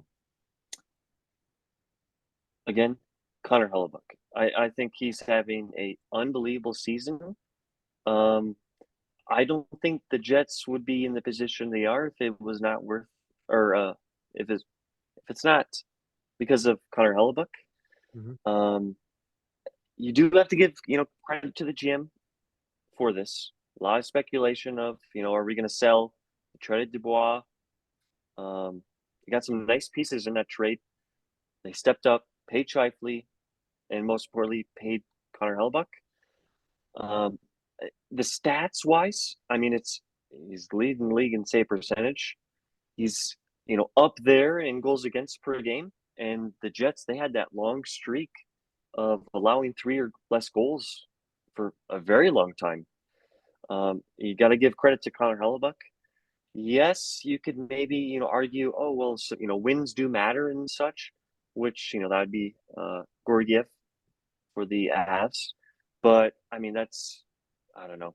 That's when you have Nathan McKinnon and Mikko Rantanen, and that's pretty good. At a sub 900 save percentage. My vote is definitely Connor Hellebuyck. Do you think any thoughts on Thatcher Demko? You think he makes a run for it towards the end of the year at all, or maybe a Bob? I mean, I think he's second, honestly. Yeah. If Vancouver stays on this path, it should be very interesting how it all plays out of who's going to win the Vezina, because I think it's up to the second half, because I think maybe they're equal right now. I would give the edge to Connor Hellebuyck, but depending how the team does in this second half, it is going to determine it all. Because stats wise, I mean, they're almost the same across the board. Right. Demko's 26-8, Hellebuyck 23-9. But like as you mentioned, Hellebuyck with a better save percentage, better goals against as well too with that too. So again, very, very, very similar sacks. Hellebuyck edges them in a couple of them there. So we'll see how that finishes out. Austin, who are you giving your Vezina vote to? I think it's tough because, like, for me, I get it. We look at the goalie stats, but I think it also depends on where the team ends up. And you look at the defensive core in front of them. So, like, you talked about Georgiev, sub 900 save percentage, but his defensive front is very good. His whole front is very good. Let's just put it that way. But defensively, the core in Colorado is great when they're all healthy. So I wouldn't even begin to talk about Georgiev, and I don't think he's in the conversation whatsoever. I agree. I think the 3 guys that you look at, and again, a lot of this depends on how the season goes, where they end up. I think if Vancouver stays number 1, wins the Pacific, and Demko's stats get better, or at least don't take a hit, he wins it. In my opinion, I think Demko, what he's doing this year, you know, has been great. He also has a very good front in front of him. His defensive core is very good. That offense is humming. So you could look at that and be like, well, he's got a lot of help. To me, if it stays the way that it's going and the stats get a little bit better, and if they end up taking over number one, I think Stuart Skinner gets it. I realize he had a rocky start at first, but you look defensively at that team, they're not good. Up and down the line, first, second, third line on defense, not good. They're giving $9.25 million to Darnell Nurse. You just think about that for a second and you realize that he's making more than Roman Josi. And Roman Josi has won the Vezina, or has won the the Norris. So you're putting money in defensive guys in Edmonton that aren't really worth it. So I think if Skinner can stay on the track that he is, if Edmund takes over number one or number two, I think he wins it, because that means he was stopping pucks. Again, it also depends on his stats. Like, he's at a 9-1 save percentage and a 2.44 goals allowed. Like, that's good in today's game, where the average game is 6.5 goals or whatever being scored, which is, I think, the highest average it's been in the league for quite some time. He's doing pretty well. So I think if they keep the rate that they're going and end up one or two, my vote is Skinner for sure. Hellebuck, not to discredit anything he has done, because he's playing like his Vezina self. So I think between Demko, Hellebuck, and Skinner, you can't really go wrong with any of those three. Going to be an exciting end to the award season. Nonetheless, I think all three of the big awards have kind of their front runners, have their dogs. A couple people kind of waiting in the woodworks potentially can make a run at the Connor McDavids of the world, and we'll see what happens. It should be an exciting end to the rest of the NHL season. Very excited to see how it goes. Couple more topics kind of pass through here. We don't spend too much time on it, but it is worth mentioning. First thing I wanted to bring up is the PWHL, the Professional Women's Hockey League.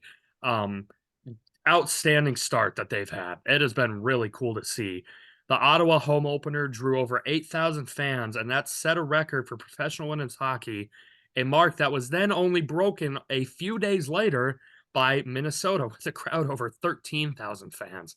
There's also been sellouts in Toronto, Montreal as well too, and so that is really amazing to see that a new sports league that's starting to have this much support backed up behind it is unbelievable, and hockey fans are some of the most committed, passionate fans out there. So to see them showing up to these professional women's hockey games, I mean, that's been super cool, and I'm great that I'm happy to see that it's had such a great start, that it has, Austin. What are your thoughts so far in these few weeks that it's been going? I think It's been so really awesome fun. for the game. It's so awesome for the game of hockey in general. Like, the 6 cities they picked, fantastic. It's awesome, and it should be interesting. I think this first year was a bit of a rush, just because there wasn't a whole lot of teams, or the excuse me, the lost right triathlon.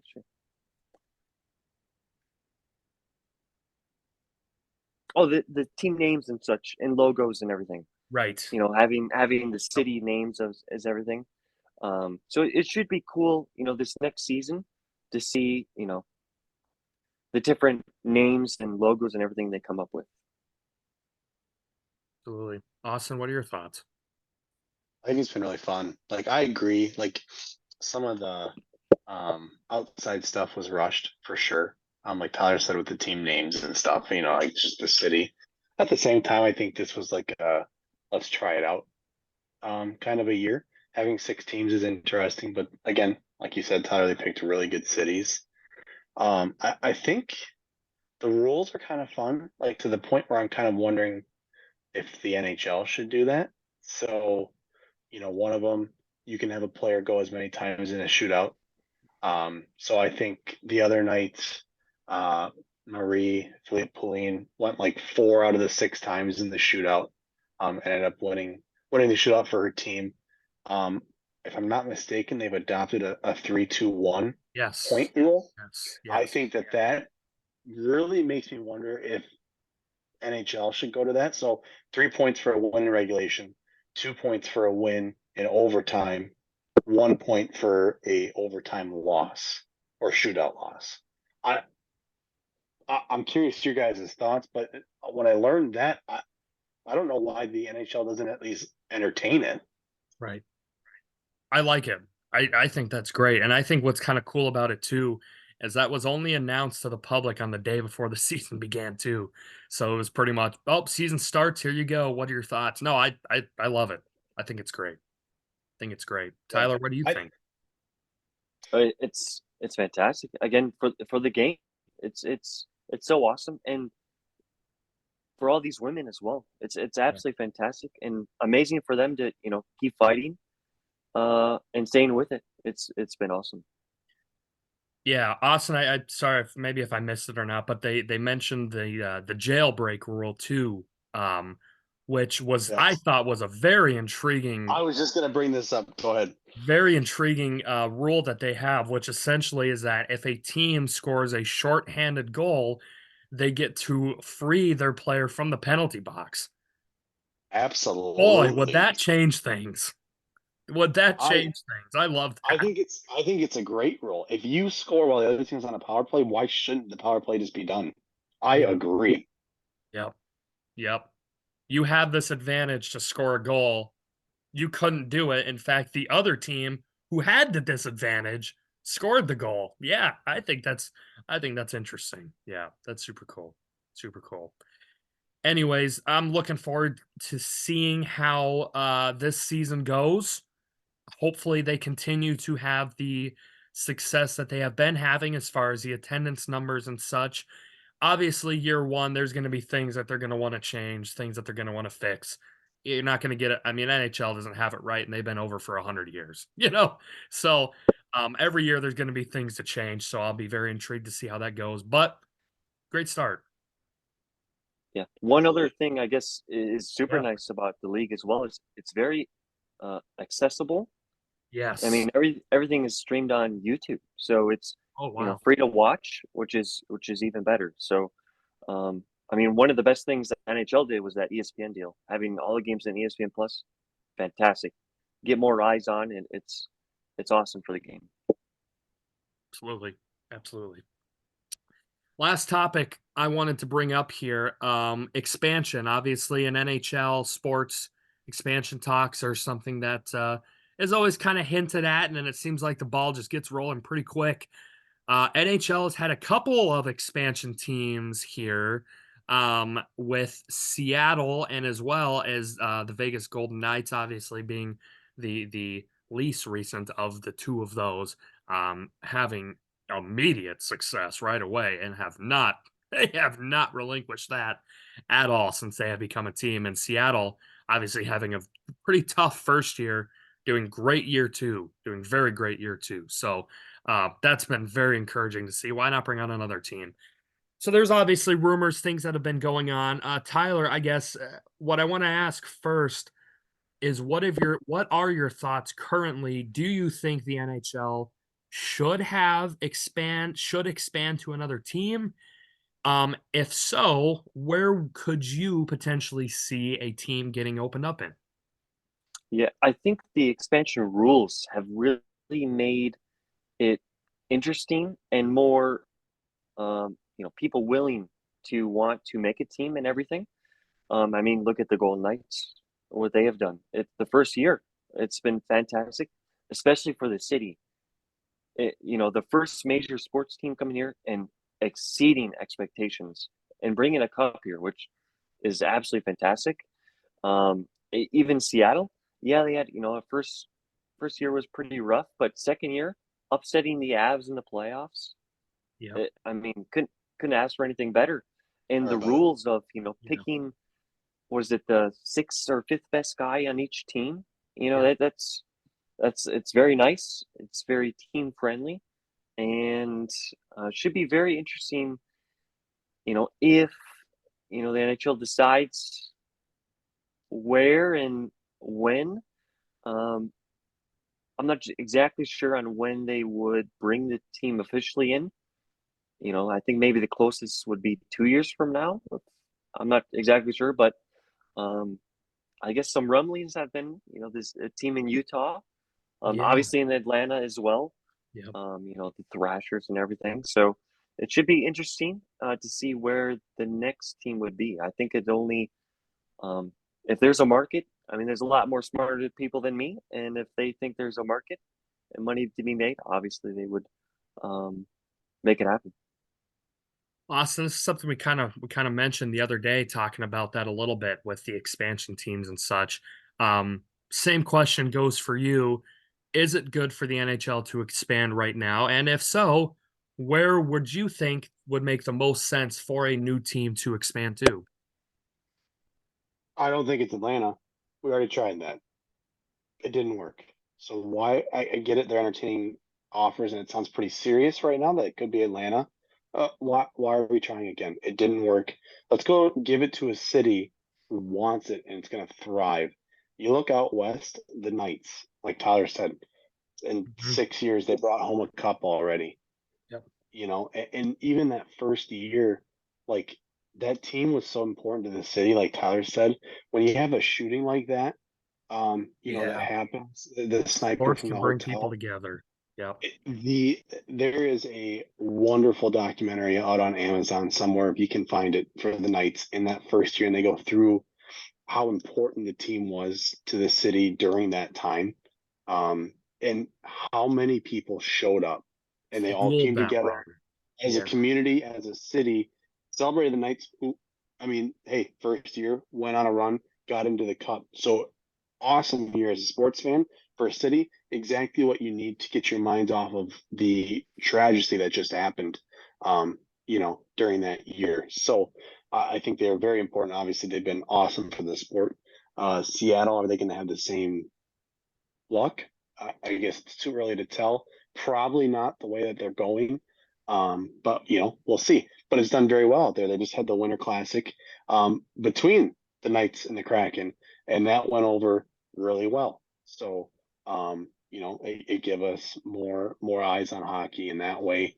Um, I think if I think you do an expansion, and here's why. I'm going to be mean, and I'm sorry for any fans out there. You gotta reset San Jose. Just get them out. Let's start over with an expansion. Just let's get a team built that people actually want to watch play hockey. I don't want to watch the Island of Misfits every night. So I think for that reason, we need another team to kind of distract us from that one. That's just me being mean, but also, slightly truthful. So I think out west has proven to done very well with the two expansions we've had. Do you keep it out west? I think you could, based off of how the Western Conference is built. You could do some moving around with some other teams. I think Salt Lake City, or even near Lake Tahoe area, would be beautiful. I think it would do very well if the owner of the Utah Jazz came out and talked about how passionate they are for a team to come Mhm. to that city. I think it would do very well out there. I think Todd and I talked about it, and it was funny because we both mentioned it in the past to other people, but Green Bay would be an Yes. interesting one. Yes. I think we can all agree that that would be a fun rivalry between the Wild and Green Bay, whatever, or Chicago and Yep. Green Bay, whatever, because they're not too far from each other. So I think Green Bay could be an interesting one. They deserve a team. They have a semi-pro team out there. They got a good sports fan base. So I think that's another place that would do really well. Absolutely. Houston, I know, is a name that's been tossed around a little bit. Get another team in Texas there. little Dallas Houston rivalry potentially. Quebec, the Nordiques, obviously, is always a name that I think when you bring up expansion and NHL, I think that's probably just always going to be the natural one of the first responses that people typically bring up there as well too. But yeah, and I agree 100%. I think putting a team in Wisconsin, that would be unbelievable. That would be unbelievable. Um, and could have some naturally just built-in rivalries right there, not too far away. So, um, we'll see. We'll see. Expansion talks are always exciting. Anytime you're bringing in new professional teams to a sport in which you love, obviously um, there's good ways to go about it and ways to not. And we've seen two pretty good solid examples very recently of it going the right way, so far. So we'll see what happens. But anywho, that's the end of this show. Tyler, Austin, either of you guys have any final topics, things that we maybe missed that I didn't cover that you would like to bring up, mention, talk about it all here? I think the second half is going to be great. I don't think there's going to be lots of moving in I guess to start in the West. I don't think there's going to be absolutely a lot of moving, but I think the top three in each division are pretty much locked. I don't see any of the teams getting kicked out of there, but I think there's only one wild card spot open in the West. I think the Kings are going to go on a run. They'll be just fine.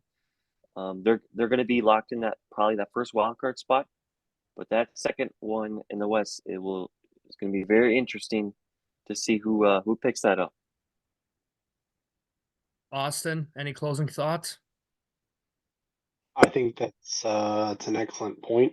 I mean, if you want to watch a tight race, you're going to want to watch Pacific or Central Division hockey. I think, like Tyler said, those three teams are locked for top three. I think it'll just be interesting to see where they land in that top three. That will ultimately predict, how the playoffs are run on that side of the bracket. So, I think it's going to be an awesome second half of the season. Very much looking forward to it. Exciting races, exciting teams, standing races, headlines to be made, more storylines, all tuning in for the second half of the NHL season, folks. Make sure you tune into that. Thank you for tuning into this episode 79 of the Doetkott Debate podcast. Be sure to follow us on all of our X social media handles, as well as sharing YouTube, listening, comment. We love having guests. Tyler and Austin are amazing. We'd love to have people come on. So certainly let me know if you would like to come on a future show in the future. Talk some sports. Anyways, Tyler, Austin, thank you so much for coming on the show, chatting some hockey. I know that's a sport that we all share and love to watch very dearly. So thank you for doing that and chatting. You guys were fantastic as always, and can't wait till the next time for you guys to come on. So thanks for doing that. Thanks for doing that. Thank you. Absolutely. Thank you, folks. As for myself, Austin, and Tyler, until next time, we are